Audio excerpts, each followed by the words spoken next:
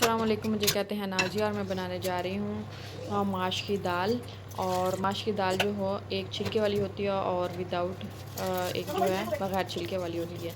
तो मैं छिलके वाली बना रही हूँ। ये मैंने सुना है अपने बड़ों से कि ये ज़्यादा अच्छी होती है, ज़्यादा इसमें प्रोटीन्स होती हैं।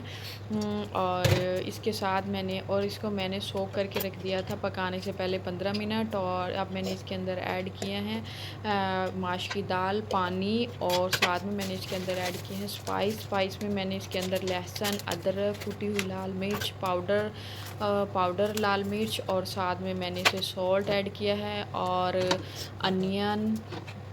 और मैंने इसके अंदर में जो हमेशा अपने हर सालन में यूज़ करती हूँ वो मैं यूज़ करती हूँ ब्लैक पाउडर, काली मिर्च का पाउडर मैं ज़रूर यूज़ करती हूँ, जो कि वो कैंसर से बॉडी की प्रोटेक्शन करता है।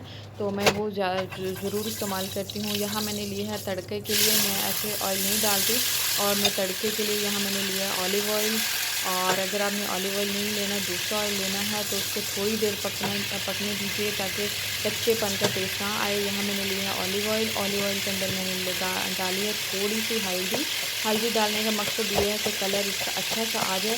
और साथ में अगर आप इसके चाहें तो इसके अंदर सब्ज़ मिर्च भी डाल सकते हैं। मैंने सब्ज़ मिर्च नहीं डाली, मैंने सब्ज़ धनिया डाला है। और फिर इसके ऊपर मैं इसका तड़का लगाऊंगी दाल के ऊपर। ये बहुत ही मज़ेदार बनती है। अगर आप भी इस रेसिपी को ट्राई कीजिएगा, और अगर अच्छी लगे तो कमेंट्स बॉक्स में कमेंट्स कीजिएगा और मेरी रेसिपी को शेयर कीजिएगा। आई होप कि आपको मेरी ये रेसिपी पसंद आएगी।